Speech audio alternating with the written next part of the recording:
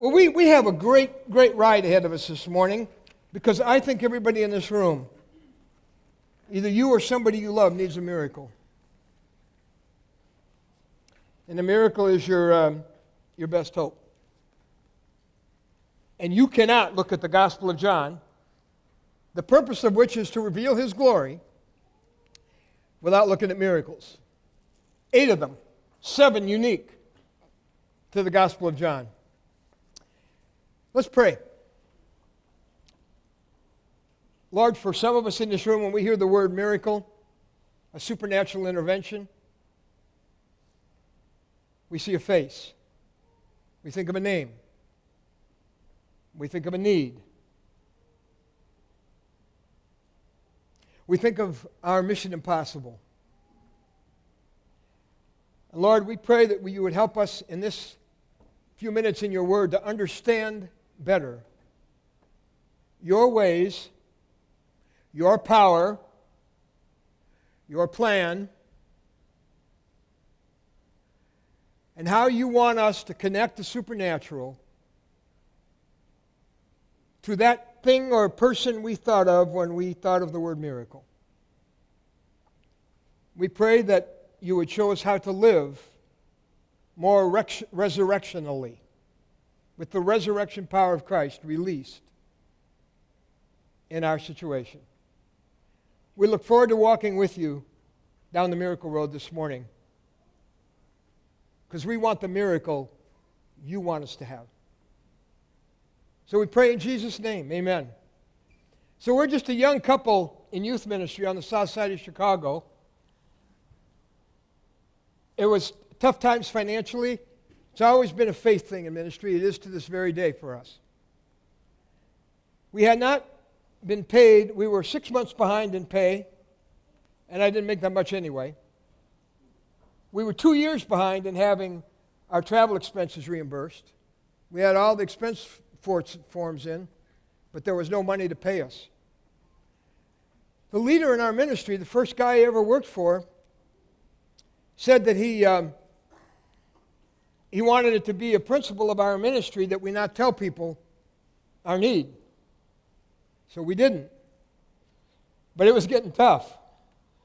My wife worked out at the National Office of Youth for Christ out in Wheaton, and they had some leftover soup from their camps during the summer. So we had a lot of chicken and stars soup. Do they still make that? I don't care. I ain't having any more. I tell you, I OD'd on you. What are we having for breakfast? Oh, good. Okay, lunch. Yeah, chicken and stars. Good. Well, that's good. Well, the chicken and stars was gone, and I was headed off to my ministry day, and Karen was headed out to Wheaton and it was a Friday morning, and we looked in the fridge, and actually we did have a half bottle of ketchup left. I said, honey, you got any good recipes, like ketchup recipes, anything? No. Well, we just said, Lord, you know our need. Your word says your Father knows what you have need of, so we're telling you again, and we're trusting you again. That night when Karen got home and I got home, there was a doorbell rang. We're living in a second-floor apartment on the south side of Chicago. I'm picturing it right now. Very steep stairs coming up. And I went to the door, and all of a sudden, coming up the stairs, is one lady after another with bags of groceries. I said, and they said, well, we were having a missionary deal meeting tonight, and we just suddenly decided to ditch our agenda. It just seemed like God said, why don't you have a grocery shower for the Hutchcrafts? Might as well be Jesus carrying those groceries up the stairs. It was one of countless, so many I can't even remember them all, times that a nail-pierced hand reached into our situation and did what only he could do. We went to the doctor. We were still a fairly young couple. Our kids were young, and this mother of 3 and wife of 1 which is about the right ratio. She'd been feeling pretty sick. I had just started my first book, and we'd gone away to Ocean City to the beach down there, and she came back and she wasn't feeling too good even while we were there. Went to the doctor, again on a Friday, I remember, and he said, Karen, you have hepatitis. And I want you to go home. I just listened to everything, and I want you to go home. And he said, you can come back and see me on Monday, and we'll talk more about it. We went back on Monday. He said, what are you doing here? She said, well, you told us to come back on Monday. He said, I didn't think you'd live till Monday. I did not expect you to be here for this appointment. He said, I listened to your liver, and it sounded like Niagara Falls. So full of holes, it was just roaring. He said, I didn't know how you could live. But a nail-pierced hand reached into our situation and changed what no doctor was able to change. And the doctor was wrong because Jesus invaded our situation. We are on the Omaha Indian Reservation with our team several years ago, Macy, Nebraska. We have some friends from Nebraska here, and those who live in that state know that Macy is a notorious town. It only makes headlines for the violence, the crime, and the poverty. Brad will tell you a little bit more about our most recent visit there. I do know that the first time we went there, the children, we did a crowd breaker with some marshmallows, and the children came begging at the RV that we rent for the month as a command center, and begging for anything we had. Karen cleaned out every protein bar, everything she could find to give them. They were starving. Afterwards, our literature table, we are able to hand out all kinds of free Bibles and Christian literature. They asked us, they said, could we have your boxes, please? Well, we've never been asked for our boxes. We were just ready to trash them. That's what they sleep in at night, in the park, because there's nowhere else to go. Our hearts were broken for that place, continue to be. Some great things have happened there in the meantime. But it was night 3, and on night 3, that's when we give the invitation. That's when one of our warriors gets up and gives the gospel and does what is unheard of, to stand up in the middle of, not a church, in the middle of the basketball court, in the middle of the reservation, surrounded by a couple hundred native kids where everybody can see, and actually publicly invite them to take a stand for Jesus Christ. Not done. Ain't going to happen. Happens. Time after time happens. That's breakthrough. Well, that night, as we're going through the program, I am looking out this direction from that basketball court, and some of the most ominous clouds I've ever seen are headed for that court. And I actually went for a drive to see how bad it was, and there were storm warnings and all kinds of stuff out. I came back and I said, I don't know how we're going to get to do what we're not going to get to finish here. It is going to be, it's a big storm, it's going to be here a while. And we stood at that end of the court, and I asked a couple of our warriors that were not in personal conversation, and usually they all are, I said, I want us to stand against that storm in Jesus' name. Don't close your eyes and pray. That's going to be freaky right now. Nobody's going to know what we're doing. I said, you can keep your eyes open, and I want to ask you to talk to God about His storm, because the Lord of the weather is the Lord of the harvest. The storm stopped just beyond the basketball court, and stayed there for another hour, hour and a half. Locals said that never happens. We gave the invitation, and there was a dramatic response to come to Christ among the people at Macy, Nebraska. And then it dumped as soon as we got everything loaded. The storm broke.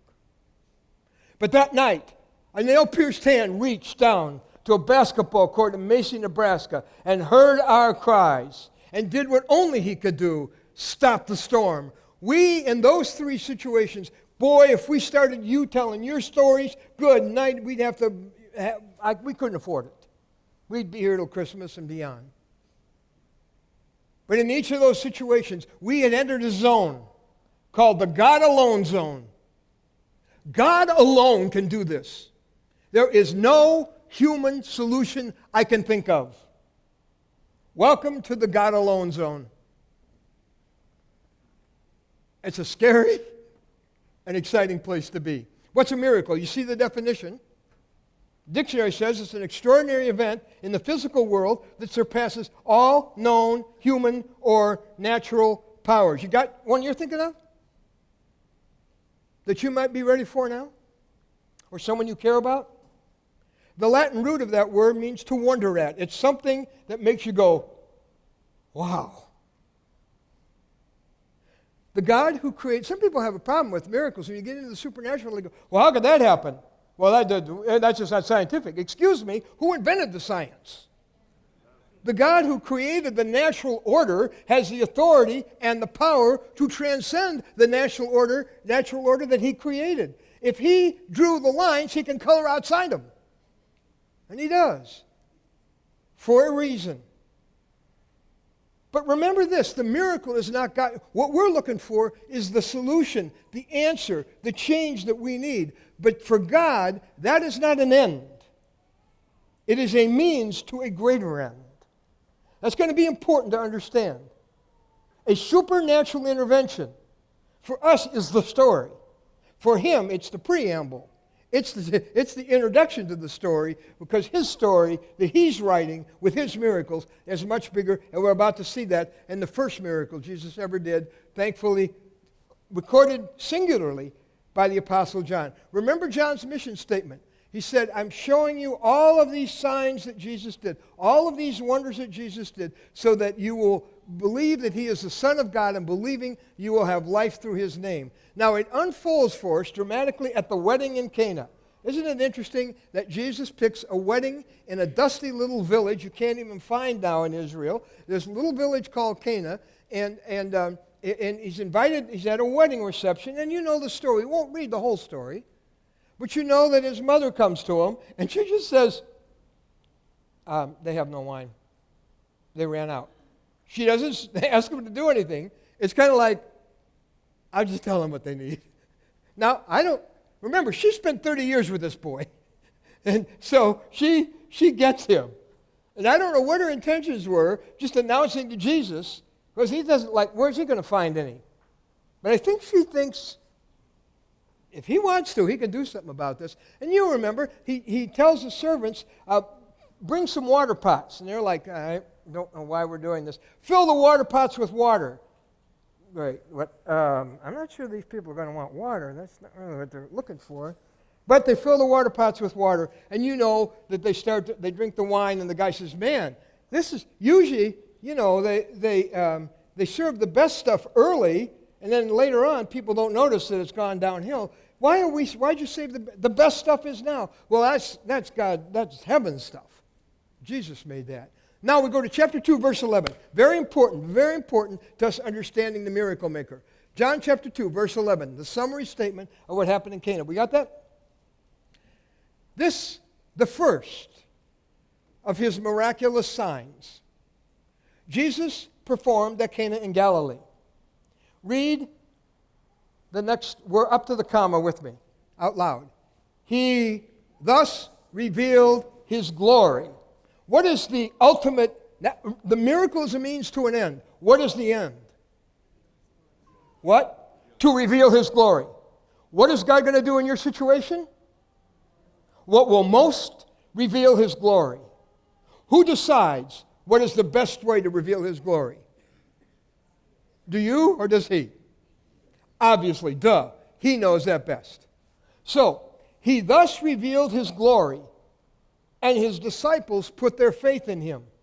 So our ultimate prayer is, while telling God what we hope he will do, what we are believing he has the power to do, is to say, but I want you to do, please do, what will show your glory the most. That's his agenda.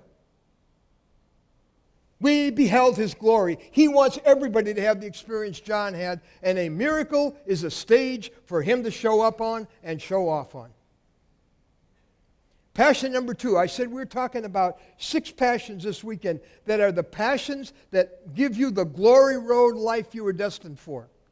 Last night we talked about loving Jesus for his just incomprehensible sacrifice for us. When you do that, you get the glory that surrounds his cross.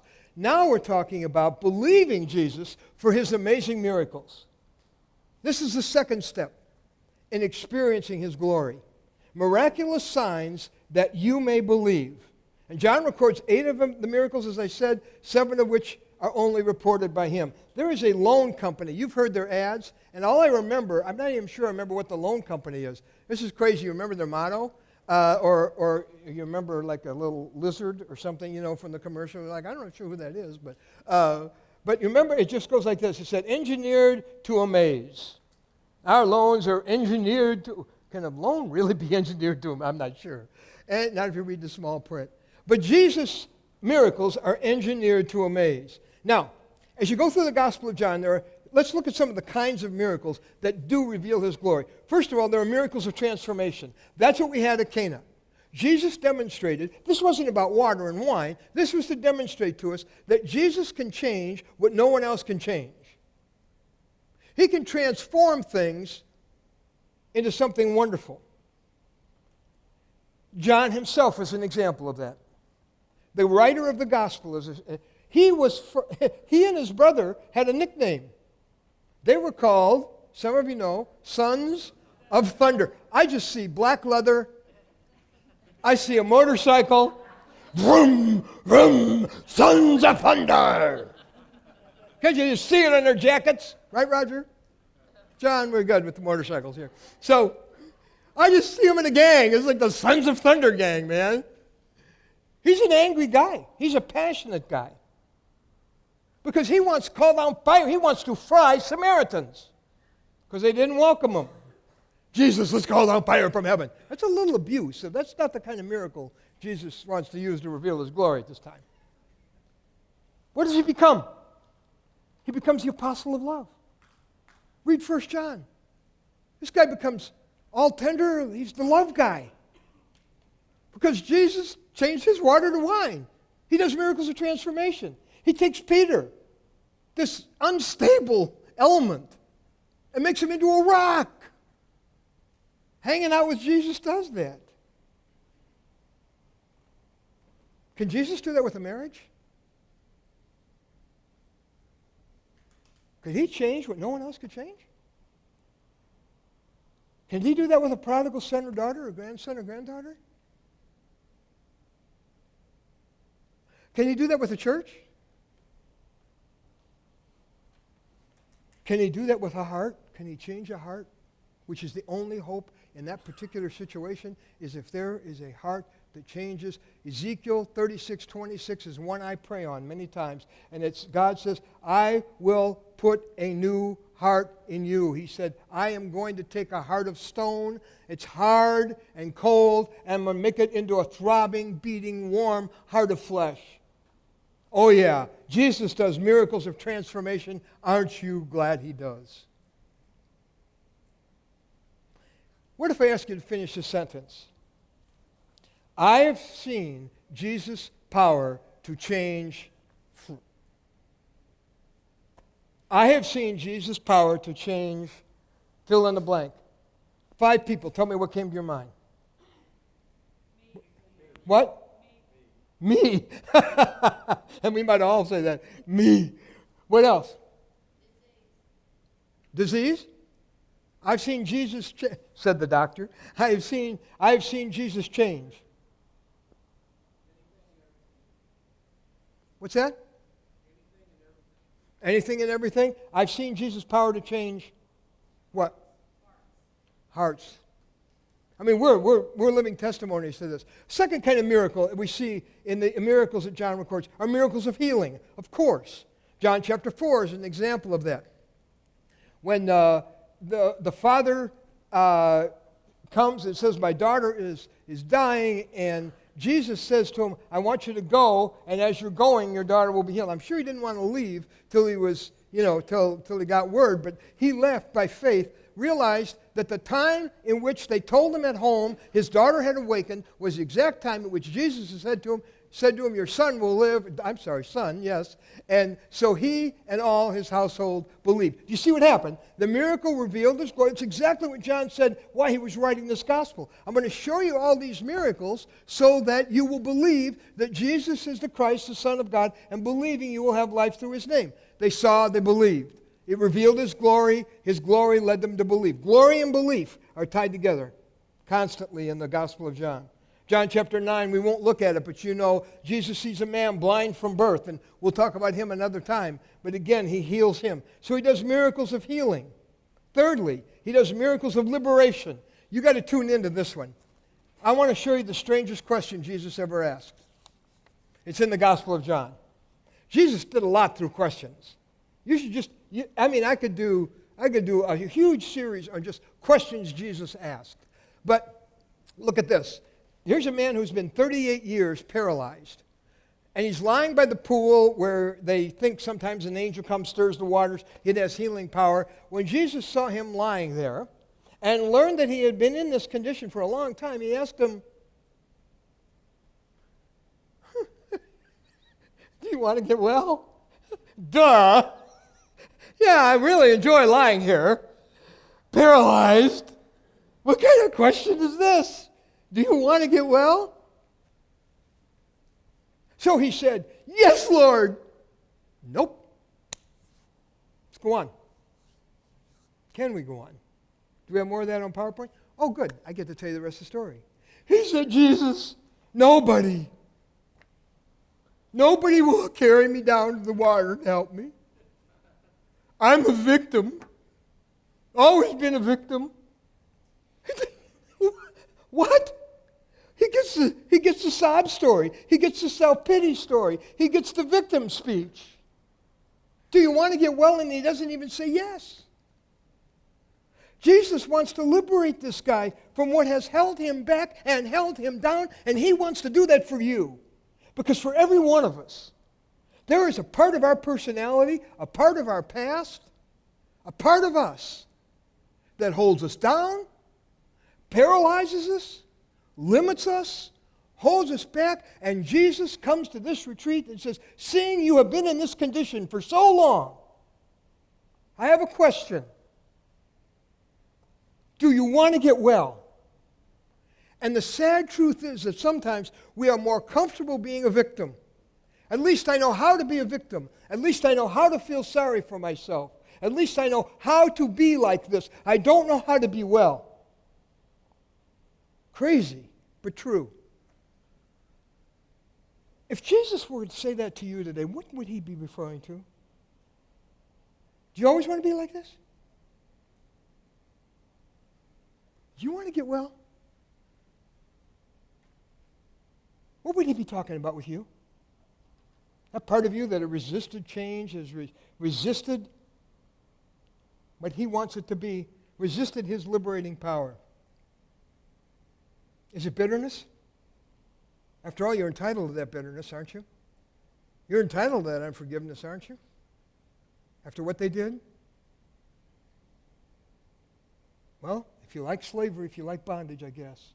You want to get well? Is it a life of fear? A lifetime belief that you're not worth much? Defying the worth that God says he gave you from the moment you were conceived? Despair, your background, your failures. Jesus does miracles of liberation. And maybe that's the one you need to be looking for here. He also does miracles of provision. The one miracle that made the hit parade in all four Gospels. It's the feeding of the 5,000. You know the story. I have to tell you a story about the story. I had the privilege of chairing the Billy Graham Crusade in the Meadowlands in northern New Jersey in 1991. And 2 weeks later, Mr. Graham had the largest meeting he's had in the U.S., which was in Central Park. There were 250,000 people in Central Park. The first night of the crusade in New Jersey, they asked the chairman to give the offering appeal, so it's a local asking for the giving. So I did, and Mr. Graham said, that was really good. Would you do it every night? So here I am now. I get to be the Grim Reaper asking for the offering 5 nights in a row. This is my designated, I'm the designated beggar, the DB. Well, they said, we have to take an offering in Central Park. I'm not quite sure how that's going to work in this like giant picnic atmosphere, but they said, would you give the offering appeal? So if you ever go to the Cove and you happen to see a picture of the Central Park meeting, if you look at this sea of people, there's a platform up at the front, and I know you'll see me there. It would take a microscope to even find me in there. I'm somewhere up there. So I'm like, how do you give an offering appeal to 250,000 New Yorkers who you have terminal ADD? Well, it wasn't too bad. I got up and I said 4 words. I said, give me your lunch. Like, what? I said, give me your lunch. I said, yeah, the little boy brought his lunch just like some of you did here today. And this big man comes over to him, and his mommy had made him a fish sandwich for lunch, and this big guy comes over, and his shadow comes over and says, give me your lunch. And I'm sure the little boy's going, wait, don't you have a mommy? My mommy made lunch for me. What's wrong with you? He said, it's for Jesus. Oh. And so, this boy takes that and puts it into the hands of the man who will put it into the hands of Jesus. And that lunch that was barely enough for that little boy became enough to feed thousands of people. Today, Jesus comes to you and he says, will you take some of what you've got in your hand that you brought with you, and would you give it to the work of Jesus today? I have no idea how the offering turned out. I never did hear. I only know this. In that offering was a ham sandwich. Yeah, they reported to me that in the midst of the money was a ham sandwich. Probably some Baptist taking it literally. That's the, guy. Give me your lunch. Okay, you want my lunch? Here you go. That's all he heard. Give me your lunch. So there's dangers in the illustration. So anyway, but we know that day what happened. I mean, what a tremendous miracle of provision. You realize there was a lot of conversation. You put the 4 Gospels together. It's very interesting. Philip, who's the accountant, says, Lord, I did the math here, and first of all, I think we should send them away. I mean, there's one answer to this. Send them home. I mean, what makes sense here? We are going to have a riot on our hands pretty soon if we don't dismiss them. Stop talking, Ron. I mean, stop talking, Jesus, and let them go eat. Go home. He says, you give them something to eat. I didn't bring a lunch. My mommy didn't make me a lunch. They go out there, start scrounging to see if anybody has anything. Philip is doing earth math. Sometimes earth math is what happens, but sometimes it's miracle math. Have any of you experienced miracle math at any point in your life? Let me see your hand. Where the earth math didn't work, and then the intervening hand came with his miracle math that changes the sum of the equation. And you know what's cool? God is infinitely creative about how he's going to provide. You're like, well, I'm out of work. I don't have a paycheck. That's it. Paycheck's the only way I get money. Really. That's the only way God can provide is through a paycheck. I mean, we're so unimaginative. He's so creative. He gets water to come out of a rock.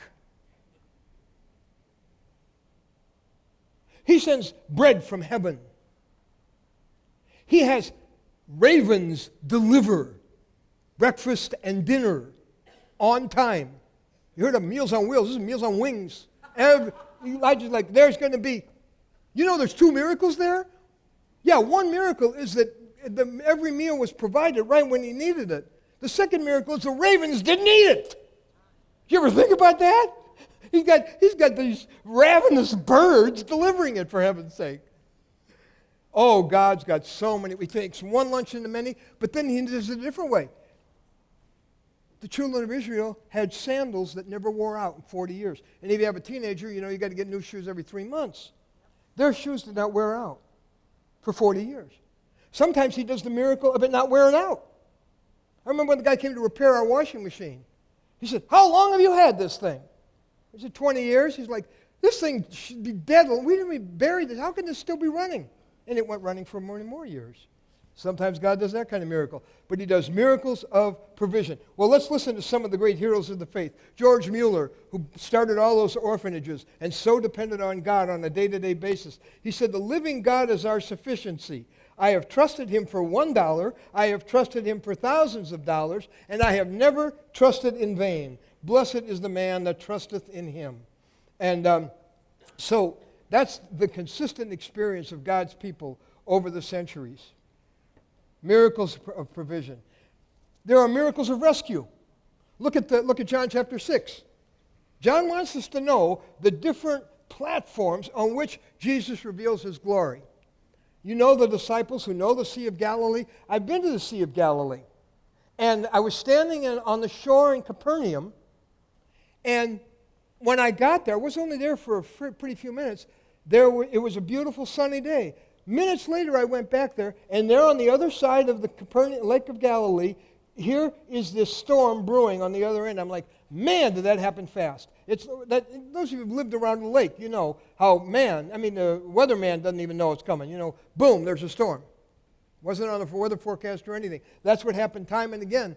And they're in a violent storm. These professional guys who know this lake in and out have been in many storms. They cannot get anywhere. They had rowed 3 or 3.5 miles, and they saw Jesus approaching the boat, walking on the water, and they were terrified. But he said to them, it is I, the most frequently repeated command in the Bible, do not be afraid.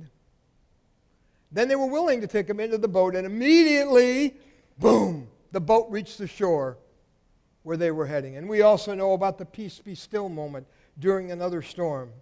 Jesus does miracles that will rescue you at a moment when you see there is no way out of this. There is no safe answer. Is that right? Just don't miss Jesus walking towards you in the storm. They almost did. They almost missed him. Jesus is trying to come to you in your storm. Don't be so focused on the storm. You miss the man walking on the storm. And miracles that give life. We're going to look at John 11 in a minute about the raising of Lazarus. If there is a hopeless situation, it's dead. He's dead. You know what the miracle, I think, of Lazarus tells us? Yes, that Jesus has power over death.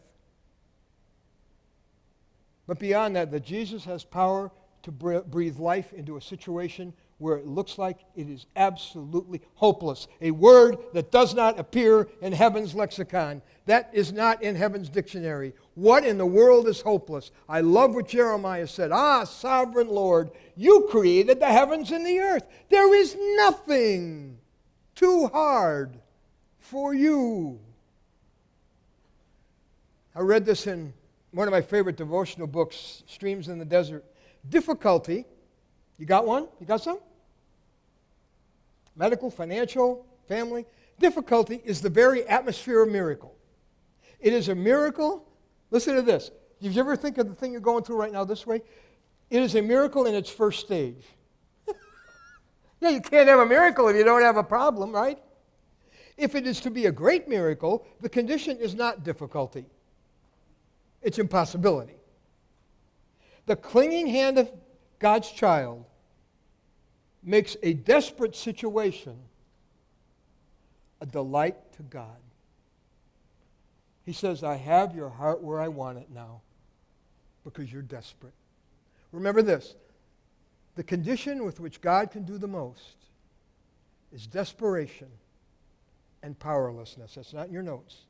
But the condition with which God can do the most is desperation and powerlessness. Now, I want to give you from the book of John 5 insights for when you need a miracle. I ask you to think about yours, the one you need, or someone you care about needs. Let's learn about it, and let's go to one of Jesus' greatest ones, John chapter 11. We're going to take a little time. We're going to settle down in this one. Now a man named Lazarus was sick. He was from Bethany, the village of Mary and her sister Martha. Bethany sits just on the other side of Jerusalem on the Mount of Olives, the back side of the Mount of Olives, where Jesus spent so much time.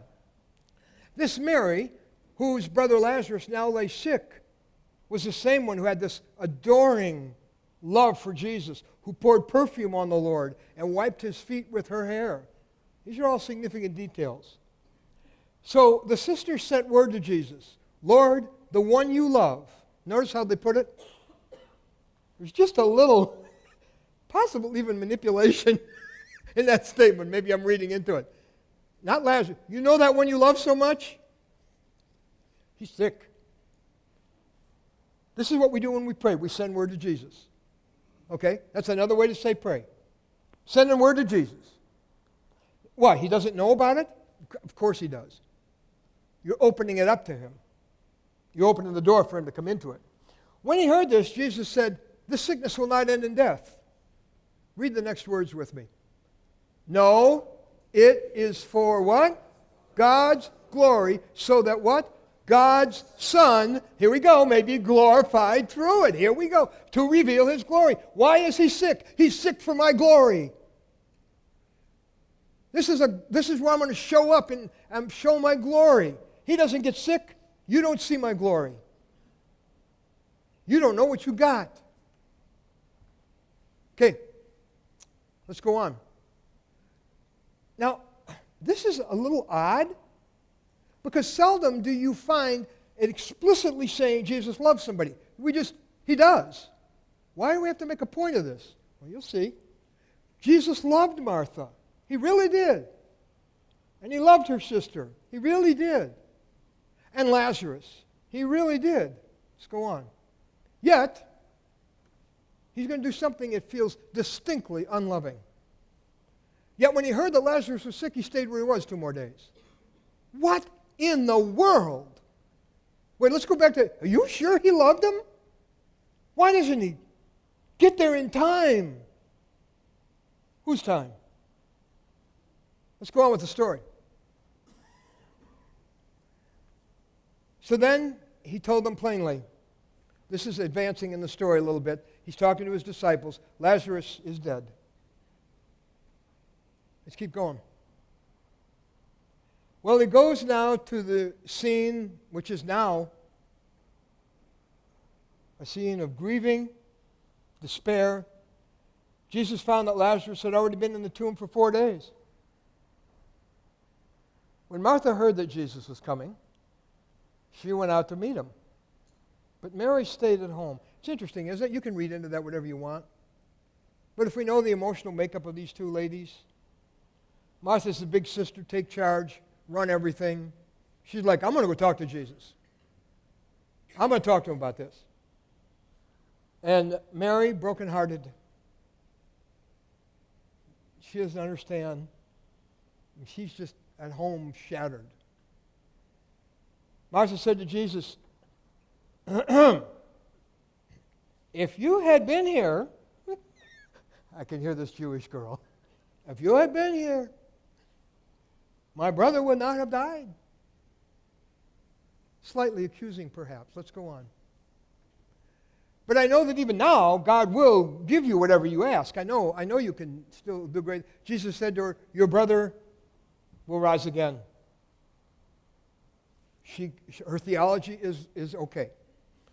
Martha answered, oh, I know he will rise again in the resurrection at the last day.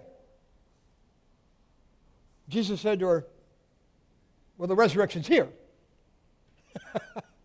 I am the resurrection and the life. He who believes in me will live even though he dies. And whoever lives and believes in me will never die. Do you believe this? Now we're skipping some parts. Yes, Lord, she told him, I believe that you are the Christ, the Son of God, who was to come into the world. Cognitively, she's got it. Well, after she said this, she went back and called her sister Mary aside. The teacher's here, Mary.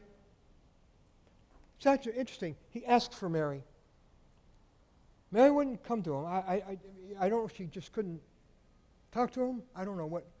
He says, I want to see you. And she comes. When Mary heard this, she got up quickly. Jesus wants to see me. Went to him. When Mary reached the place where Jesus was and saw him, she fell at his feet. Did Martha do that? No. And therein is the difference. She fell at his feet and said, Lord, if you had been here. She says the same thing, but the tone is so different. It isn't what you say sometimes, it's the tone you say it in, isn't it? Lord, if you had been here, my brother wouldn't have died. When Jesus saw her weeping and the Jews who had come along with her also weeping, and by the way, all these insights into your situation, we'll come back and visit. We're all in the story. He was deeply moved in spirit and troubled. Jesus was an emotional man and wasn't afraid to show it. A model for all of us guys, by the way. Where have you laid him, he asked. Come and see, Lord, they replied. You know that we'll get to the rest shortly. Now, can I pull out of this the insights for your situation? Number one, our need is his opportunity. Your need is Jesus' opportunity. You're in the God alone zone now. That's a good place to be. It's not a place for despair. It's a place for believing prayer. Formula for a God moment. Here's what the formula is. There's a need you can't meet, and there's an outcome only Jesus can produce. There's a need you can't meet, and an outcome only he can produce. My brother has died. Nothing anybody could do about that but Jesus. Write this down. Jesus lets it become more impossible so he can be more amazing.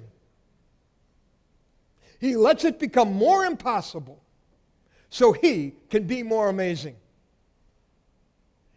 That's why he waits. That's why he doesn't save Lazarus' life. All they can believe for is that Jesus could make a sick man well. He says, I can make a dead man live. And you'll never know that if I come when you want me to and do it the way you want me to do it. I got something bigger planned to reveal my glory. You'll never be the same when you see what I do and how I do it. Andrew Murray said, and let's see if I have that here. Hold on just one second. It's just a beautiful quote. Yeah, he said, let impossibility be just what drives us into the arms of God and into a new faith of what he can do. It's a whole new way to look at your impossibility as an opportunity for Jesus to show up big time. Secondly, what do we know from the raising of Lazarus? He works on his time, not ours. Mary and Martha were on a different clock. They said, this is the time. Jesus said, no, it's not. They thought he didn't care. At least Martha. Delayed answers can challenge our confidence in his love. That's why John goes out of his way to say, Jesus really did love them. And later, the people at the tomb will say, look how Jesus loved him. Because the shortest Bible verse in the Bible, the memory verse all of us can handle, John 11:35, say it with me, Jesus wept. Let me reinforce the fact that's a tremendous model of real manhood, contrary to the American lie that we have to be in control of our emotions all the time and never show them. Leaving a wife who has no idea where things stand, children, a lonely wife, children who don't know where they stand because of a dad who will not share his emotions. Jesus was not afraid to weep, to be deeply troubled, to take 3 of his men with him and be in front of them overwhelmed in the Garden of Gethsemane. That's real manhood. The realest man that ever came, the God-man, modeled that. Okay, that's another day. He worked on his time, not ours. Don't doubt in the darkness. Oh, it's an old saying, but I got to go back to it. Don't doubt in the darkness what God told you in the light. He's still who he said he was, and you're still who he said you were, and he still loves you like he said he did. But impatience can blow us right past the will of God. Probably impatience may have cost more people God's best than any single thing. Probably impatience and disobedience. I can't wait for God to do it. Many of you know that my grandson Taylor, Doug and Anna's son, is our miracle kid. 3 months before he was born, they got word that he had a 1 in 10,000 heart condition. He might not survive birth. If he did, there would be many, many, many things wrong with him that would be evident to everybody. Taylor was operated on at 2 days old. Many of you know the story because you were here. Some of you were here 10 years ago and prayed with Doug and Anna on their way to Philadelphia to Children's Hospital. He was born in November, and we had a president's retreat. And some of the dear people here prayed over this pregnant lady and the baby she carried. And imagine operating on a heart the size of a nickel. That's what happened when he was 2 days old. He's had several surgeries since then. In a couple of weeks, he'll be 10 years old, and he is amazing. Taylor was in one of his many hospital visits. He's been very patient with it all. I still remember so many tests, so many needles, so many hoses. One day he just looked up and he said to Mom and Dad and the nurse, can we just be done right now? You ever felt like saying that to God? Could we be done right now? I mean, is this enough? This is enough, right? Could we be done? He goes, you know, if you get impatient, we're going to have an Ishmael. We won't be able to wait for God to bring the baby because you looked around and you said, just like Philip looked around at thousands of people with one lunch, not even one lunch at that point, and said, it doesn't add up, it ain't going to happen. And here, you know, you've got the unlikelihood of anything good happening here. But we are going to abort God's process. If we rush it, we will ruin it. So Abraham and Sarah can't wait, and they've got an Ishmael. And then 13 years later, you remember what Isaac means when Isaac is born? It means laughter. Sarah's going, I'm going to have the baby God promised. And I'm going to name him Laughter. Man. Isaiah 64:4. Put it up there, Dustin. Since ancient times, no one has heard, no ear has perceived, no eye has seen any God beside you who acts on behalf of who? You tell me. Those who wait for him. Some of us, the hardest room in God's house is the waiting room. Because we're not waiters. We're doers. And we can mess up what God wants to do. Guys, it's only second down. It may look like fourth and long. Don't punt on second down. Nobody punts on second down. It ain't over. Listen, one of the great theologians of our time, Yogi Berra. It ain't over till it's over. Somebody tell the Yankees that. Not his Yankees. I want you to see with me, this is a scary verse. I find this a personally troubling verse. Isaiah 50. Isaiah 50. Who among you fears the Lord and obeys the word of his servant?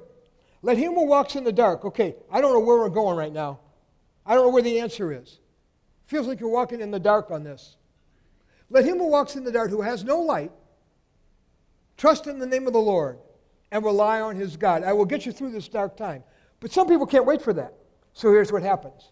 Look at the other possibility.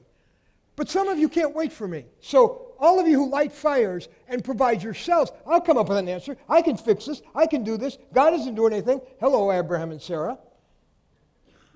and you provide yourselves with flaming torches. Okay, you go. Fine. Go walk in the light of your fires and the torches you've set ablaze. This is what you will receive from my hand. You will lie down in torment.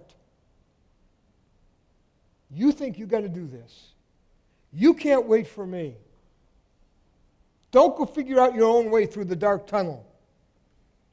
You rely on the Lord your God, not some lantern you can come up with. Erwin Lutzer, the pastor of Moody Church, says, the thing God does in you while you're waiting on Him, get this, the thing God does in you while you're waiting on Him is often more important than the thing you're waiting for. Woo! There's a lot of truth in a few words there.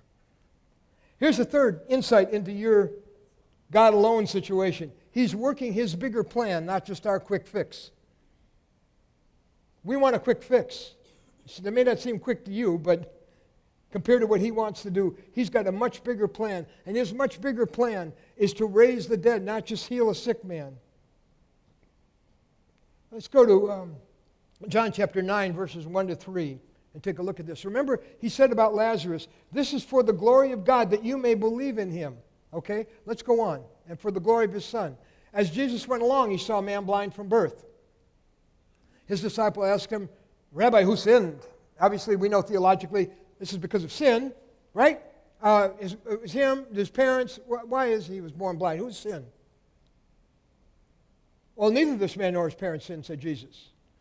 But this happened, read this with me, so that the work of God might be displayed in his life.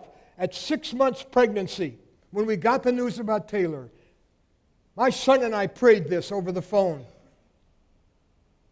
That whatever God did, the work of God might be displayed in his life. And that John chapter 9, John 11, what happened? That this sickness is not unto death. This is that God may be glorified and the Son would be glorified through it. That's what it's for, to reveal His glory. He's working His bigger plan. And look at, it says this. This is for God's glory. It is for God's glory. You've got a blank in here. I want you to put your word in there. This whatever, need, this crisis, this conflict, this loss, this disappointment, this perf. I want you to see it in print. I want you to write your thing in there. This is for God's glory. Let Jesus speak that to you about that. This, put you in there. Why, God? This is for God's glory. I told you when we go up to the top floor and see the view from the top of the building, from the glory point, it all looks different, doesn't it? Jesus will do things we can't understand so He can do things we can't imagine. They didn't get why Jesus didn't come when they called. But Jesus will do things we can't understand so He can do things we can't imagine. He's able to do immeasurably more than all we can ask or imagine. The Coeur d'Alene Reservation in Idaho was a pretty rugged experience for the On Eagles Wings team this summer. It's at that point that the devil decided that he really didn't want anything to happen on that reservation, and he would stand against his team with, shall we say, some demonic disturbances.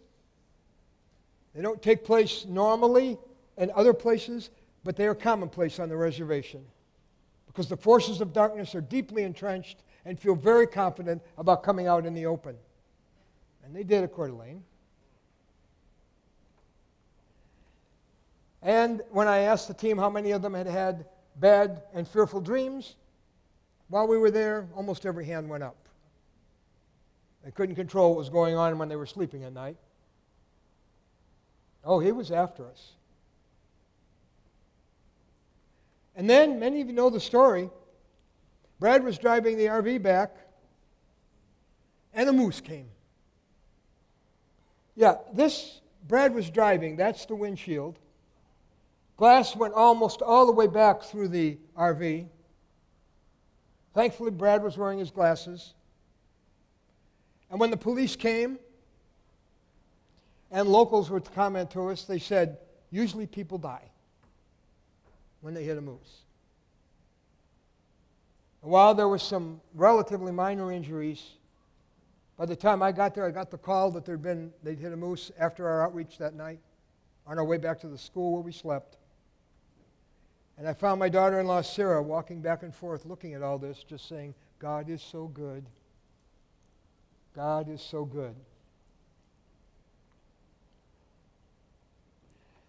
Well, we said, why a moose in the middle of all this? They got that thing back and running soon enough for us to go on to Washington State. Was it about a week later, Brad? You had a couple good days with the RV again? You had a couple good days with the RV? It got over its boo-boo? And we have just arrived in a city where we're headed to another reservation. And a driver comes around and pulls in front. Brad stopped at a stoplight and comes around and hits the very same spot. Brad was the target, clearly, the leader of our Native ministry. And jumps the median, slams into the car, and runs away. I did not like driving up to the RV and seeing EMTs and ambulance and fire people there. Thank God he had spared them again. What's interesting is, when the RV that was hit by the moose was put up for repairs, they had to realign it, so they put it on a rack. Brad and my daughter-in-law and our 3 grandchildren, he said, probably would go end over end in the RV had they not discovered what was wrong underneath. But God sent a moose to reveal something much more serious. Why, God? God says, I'm going to do something bigger. And when Brad got on the phone after that mechanic diagnosed what was wrong under the RV, his first words to me were, God sent a moose. And I was like, that's a strange way to start this conversation. God sent a moose, indeed. And God may send a moose, and you wonder why that moose ran into you. He's always got something bigger going on than the thing you can see. By the way, that's why we so ask you to pray for us when we are going to reservations in enemy territory. And I believe the prayers of people in this room have been part of saving the life of my family this summer. Thank you. 3 kinds of miracles. The Scriptures reveal to us 3 kinds of miracles. First of all, the miracles that happen right on time. Yep, you pray, it happens. Karen and I prayed that morning that God would provide food. That night, boom, the ravens flew up the stairs. Well, they actually were ladies from the Missionary Society, but so the ravens always came right on time, man. Dinner, breakfast, dinner, bam. You get the miracles that come right on time. And he reveals his glory that way. Secondly, there are the miracles that happen when we think it's over. Isaac, Lazarus. It's over, really. Yeah, it's over as far as all the human possibilities you can think of. It's not over yet. I'm not done. It's the third kind of miracles.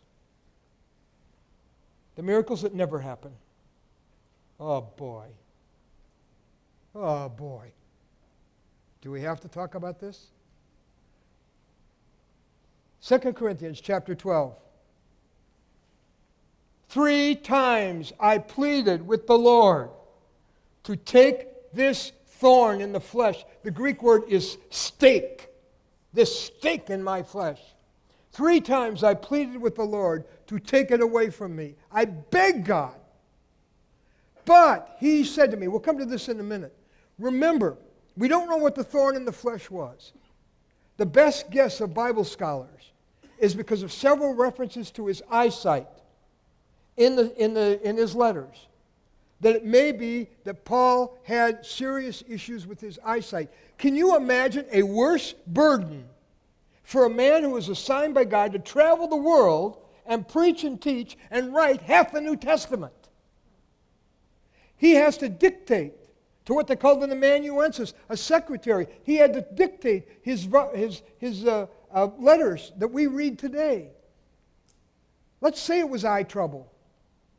Whatever it was a tremendous hindrance. Why, God? This makes no sense. For an apostle, a traveling man of God, teaches, preaches, studies, to have this, Lord, surely you want it. The miracle never happened. And this is for Paul. There are miracles that never happen. There is a reason. God has planned a different miracle. Oh, there will be a miracle. But it won't be the one you thought he should do. He's going to do what will most reveal his glory. And he decides what that is. So, let's go back to 2 Corinthians. Yeah, I did kind of skip forward. I pleaded with the Lord to take it away from me, and he says, but God said, no, first of all, the first miracle is you're going to be able to handle this. That's the first miracle. In the Greek, the word that comes first is the word for emphasis. And if you translate this in the Greek, it's enough for you, my grace. Enough. That's the word that leads the sentence. Enough. It will always be enough. So first miracle, you're going to handle things you never thought you could handle. For my power is made perfect not in you being strong. He earlier had said, in order to keep me from becoming conceited, God sent a messenger to me, a thorn in the flesh, which Satan used to torment me. Satan's like, if I can shake this apostle's faith, it'll be over this, because if this doesn't happen, I can use this. And God says, no, I'm going to use it. You aren't going to win on this. So he says, Paul, you got a little issue with pride. I had to knock you off your horse to get your attention the first time and blind you to get you to come to me. So he says, and because Paul he learned things. He had revelations nobody had ever seen before. He was told things about God nobody ever heard. It's easy to go, ain't I something? That's why everybody looks to you. Everybody goes, you are awesome, and not start believing it. He said, in order to keep that from happening, God sent me. He said, I see some purpose. First of all, miracles, God going to give you grace to handle what you never thought you could handle. Paul says, I'll boast all the more gladly about my weaknesses, so Christ's power may rest on me. He said, I am experiencing a surge of Christ's power I could have never had if I had my thorn in the flesh taken away. Because this has made me so desperate, so dependent on Him, so crying out to Him, at a level of humility and desperation I've never been before. This has made me desperate before God. That has opened me up to power I never felt. It has made me what I am. Thank God for my thorn. I thank God for it. I boast all the more gladly about my weaknesses, because now I know when I'm weak, that's when I'm strong, and it's hard to get me weak. But this keeps me weak every morning I wake up with it, and I need it. Because that's why it's His power, because there's no Paul, it's all God. There ain't no Paul left. And there's where Paul's power came from the miracle that never happened, because God was going to do a different miracle. I've been reading Tim Keller's book on prayer, and I love one insight he had in there. He said, God will answer every prayer of yours. One of two ways. Either with giving you the thing you asked for, or giving you what you would have asked for, if you knew what He knows. Woo! Meditate on that for a minute. If you could see the whole picture, you'd say, oh no, God, it's better if you don't give me, I need the different miracle. How many of you have seen in someone you cared about who walked with Jesus, and the prayers, people just prayed that they wouldn't die, they would come back from this, but that miracle didn't happen. But the miracle that did happen is how they walked with Jesus through it, how they became an amazing lighthouse for him, the people, and lives were touched, the hearts were opened that would have never opened any other way except going through this heartbreaking experience. And the miracle did happen, but it was a different miracle that would touch far more lives than restoring that person. They're ready to go to heaven. They're fine. But some other people weren't fine. And God had a bigger thing going on. Whew! Okay. The ultimate example, the cross. Why is it Good Friday, for heaven's sake? It's a horrible Friday. Really? Not for me. It was the goodest Friday there ever was. I go to hell without that. His intervention, here's that fourth insight. His intervention follows our obedience. His intervention, this is an important point. What am I supposed to do? Follows our obedience. John 11, this is where we're going to get the rest of the story. Jesus, once more, deeply moved, came to the tomb. It was a cave with a stone laid across the entrance. Take away the stone, he said. But Lord, Martha, but Lord, but Lord, but Lord. But Lord, said Martha, the sister of the dead man, by this time there's a bad odor. He's been in there 4 days. You really want to do this? And he goes, Lazarus, come out. He calls his name. The dead man came out. His hands and feet wrapped with strips of linen, a cloth around his face. Jesus said to them, take off the grave clothes and let him go. Now notice two things here. Does Jesus need them to roll away the stone if he can raise the dead? Come on. He can pulverize the stone with one command. But there's something he wants them to do. He says, take away the stone. I also want you to take off the grave clothes and let him go. Well, this is really a consistent pattern throughout Scripture. In the first miracle he ever did, he said to the guys, the servants at the wedding, bring the water pots, fill them with water. There's some things that I want you to do, and then I'll do what you can do, and I'm going to do what only I can do. You can't possibly change water to wine, but you can pour some water in a pot. In chapter 4, when he heals the dying son of the man who came to him, he says, what I want you to do is I want you to head home. I want you to head home in faith, believing that when you get home, he's going to be well. In chapter 5, verse 8, when he heals the man, do you want to get well, guy? The paralyzed guy? He says, pick up your bed and walk. He says, there's something I want you to do.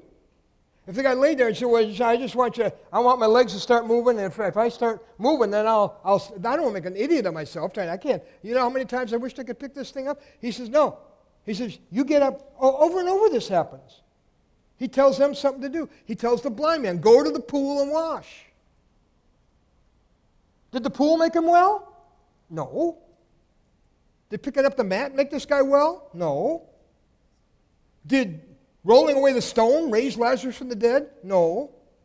Did going out and finding a lunch feed the 5,000? No. But does it happen if they don't? Supernatural intervention usually requires obedience without explanation and without hesitation. In the process of obeying, Jesus moves. So I ask you the question, is he waiting for you to obey? I'll tell you this. What he asks you to do in these situations is almost always counterintuitive. I cannot promise you it makes sense, what he asks you to do.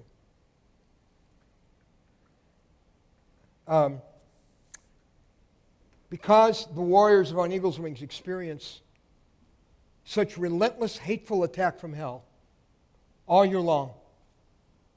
They've got so many buttons in them because of the horrible past they've had. we feel it's necessary to have a winter break retreat. We bring in, most of our team comes in, takes over our headquarters, which some of you are going to see our miracle in the Ozarks, and when you go, you're only going to know why it's our miracle, and just later on here in just a short time. But they'll take over that place, and we've just got to pour into them. It's so necessary for their spiritual thriving and surviving. It was a year like some other years. There was no money for it. Most of the money is just bringing them together because they're from all over the continent. And Brad says, are we going to be able to do the winter break retreat? And I said, I'm looking at the finances, and I'm looking at a pretty staggering still year-end need. We do this right after Christmas. And I can see no human way that's going to be met. We're in the God alone zone. Now, I don't even know anything to do about it. Besides, we're so totally involved in this retreat. God said, you go ahead and do this. I want this done. Seemed like a time to not spend rather than to spend, but we did it. We, of course, had booked the flights well in advance to save money. I just finished teaching a session there, and I went in the dining room, and as the team was coming in for lunch, I see my phone light up. I hadn't checked my phone. I was obviously not doing phone calls, and it was a call from out of the area, and I took the call, and a brother simply said, Ron, I'm busy, you're busy, I have a simple question. How much do you need? I hadn't contacted him. God did. I told him the amount remaining of the need for the year. He said, you'll have it next week. Actually, you'll have it in a couple days. It was only in the process of obeying, though, and doing what made no sense to go ahead and spend that on this team being together, that God showed up. Often he waits for an act of obedience, and it may be what's holding up the miracle is an obedience that may not even seem to have anything to do with the need, but there's something he wants you to obey him on. He says, you act, I will act. You know what I love? John chapter 2, verse 5. The lady who knows Jesus best at this point, she spent 30 years raising this boy. Listen to what she says to the guys. She says to Jesus, they have no wine. She turns to the servants, not having any idea what's about to happen. She just says, do whatever he tells you. Just do what the boy says. I've learned after 30 years, if Jesus says it, you do it. Do whatever he tells you to do. No more and no less. Great advice, Mary. And last of all, the last insight. The deciding factor is his power, not our possibilities. Forget the odds. Forget the percentages. That's not what's going to decide this. The deciding factor is his power, not the possibilities you can see. Well, Jesus could heal Lazarus. Jesus can raise a dead Lazarus. Well, Jesus, we got lunch for one. No, lunch for 5,000. You see lunch for one. I see lunch for 5,000. Oh, by the way, when we're done, would you guys pick up the leftovers? There'll be one basket for each disciple, so you're going to be eating the leftovers from what you thought could never happen next week. See, Jesus doesn't always do miracles, by the way. The manna stopped when they got to the promised land. They could just farm and eat off their crops. But when a miracle's needed, he'll do it. Can you just help me get down into the pool, Jesus? No. I'm going to have you walk away from here. You see your possibilities? There's the predictable outcome, and there's the providential outcome. There's the predictable outcome and the providential outcome. I shave with an electric shaver, but years ago I was doing the old-fashioned way with the shaving cream and the razor. This is one of the reasons why I stopped. One morning I was shaving, I was in mid-shave, and all of a sudden all the lights went out. Now, I managed to finish shaving because I know where my face is, generally speaking. But it's no fun shaving in the dark. I think I can find, without bleeding to death. Well, what had happened was the area, whole area our whole neighborhood was out because I mean, we're not going to toast anything. No English muffin this morning. There's not going to be a hairdryer this morning. There's not going to be, I won't have a lamp to read my Bible by. No, the power is out. The problem was that this gray thing that hangs on the pole down the street had been hit by lightning. A transformer.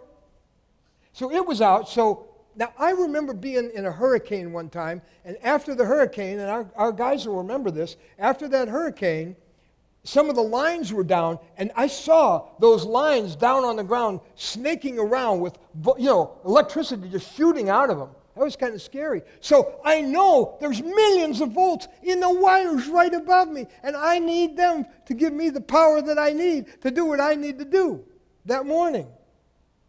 But the transformer does this amazing thing of taking all that voltage, which I would die if it came in like that, and the house would blow up, but it transforms it so that it comes down to my little toaster oven, my lights in the bathroom, my electricity. The transformer that takes the voltage of heaven and brings it down to the power you need for your moment, your situation, is called faith. And without the transformer, the power is there, the need is there, but the transformer is broken because you are not believing in a miracle Jesus. You're believing in the possibilities you can see. Not only is our Jesus the one who heals the sick and does miraculous provision, He's the miracle maker who has conquered what every other human has been conquered by. He has conquered death. And many of you know this, that when you lose a loved one who belongs to Jesus, yes, there is grief. Aren't you glad 1 Thessalonians doesn't say we sorrow not. It says we sorrow not as those who have no hope. Yes, we grieve. I'd have a problem with the Bible if it said we don't grieve. Yes, we do. But it says that if you know Christ, because of the ultimate impossibility that Jesus has conquered, that there's something on the other side of the scale. Yes, the grief is over here, but without Jesus' resurrection, the scale goes. But over here is hope. Not I wish hope, but I know because He lives, I will live. He promised that. And they will live. And so there's hope on the other side. And so the grief doesn't win because the hope weighs more than the grief. So for a Christian, all death can do to our relationship with that person we have lost is we haven't lost them. Death is only an interruption now. I have to share with you just the end of a phenomenal poem. If you can ever Google a poem called Death Meets His Master, I suggest you get it. And I can't begin to do it justice, but I'll summarize. It's a conversation between Father Time and King Death.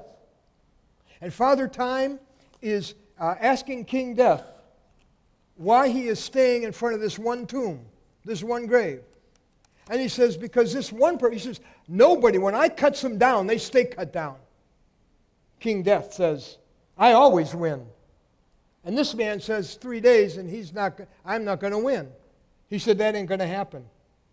He says, this one's something special. He challenged me, they say. Said he's rest there just 3 days, then stir and walk away.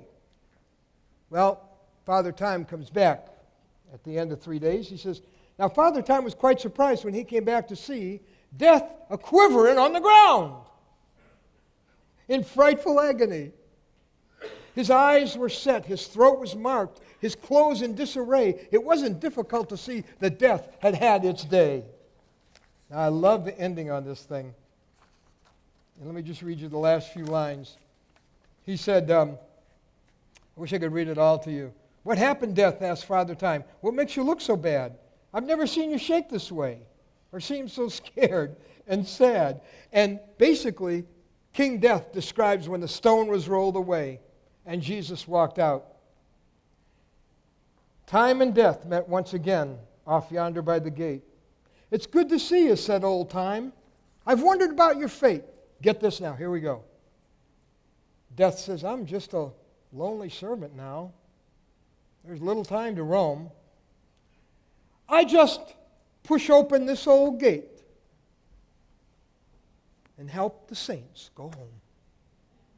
That's all death can do now, is help the saints go home. Because Jesus beat the ultimate impossibility. Sorry, King Death, you're quivering on the ground. This is the miracle maker. If he can raise a dead man, he can raise a dead marriage. He can bring life to a dead relationship. He can change things that no one else could change. He has conquered death. The other battles are so small compared to what he has already won. But you know how he's going to decide what he's going to do?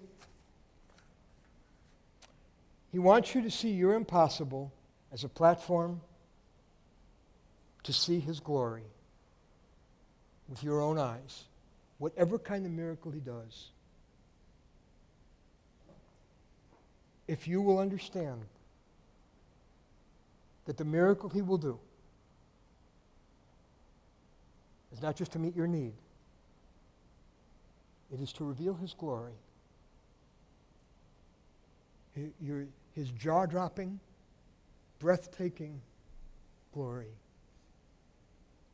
And thus, he revealed his glory from his first miracle to the one you need right now.